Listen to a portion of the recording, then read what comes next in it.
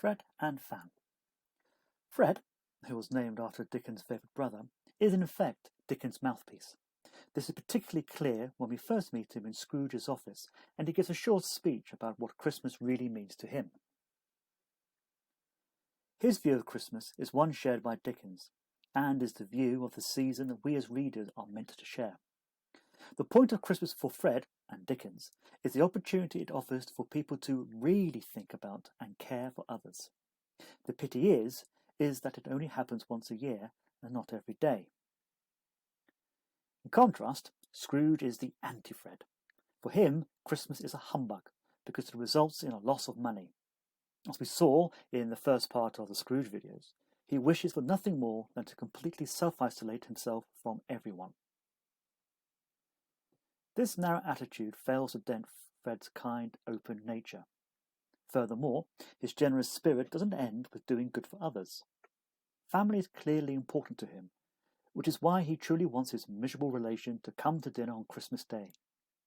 He almost begs Scrooge to come, and seems genuinely puzzled by why his uncle refuses point-blank to entertain the idea.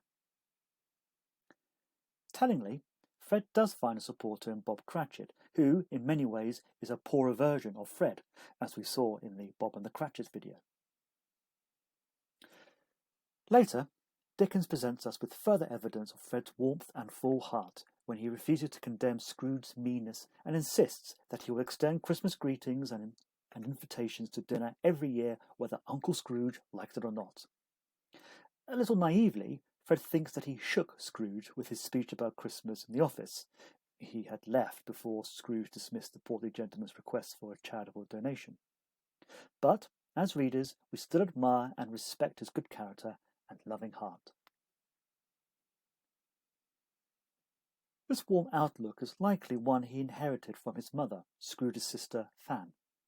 We don't see very much of her, but it is significant that the Ghost of Christmas Past reminds Scrooge of the simple, unaffected love of his sister, in which he came to take the teenage Scrooge away from the, literally, rotten boarding school. The result of this is that Scrooge begins to feel uneasy about his treatment of his nephew, and begins to regret not being more responsive. The memory of his dead sister encourages Scrooge to reconnect with her living son, his nephew, Fred. Therefore, both Fred and Fan are closely linked with ideas about family. The family unit was very important to Victorians, and for many was the cornerstone of society. It still is for many today. Consequently, Scrooge's re-education to integrate himself back into society must include his family. It is obvious by Scrooge's nervousness outside Fred's house in Stave 5 that he's afraid that he may be too late.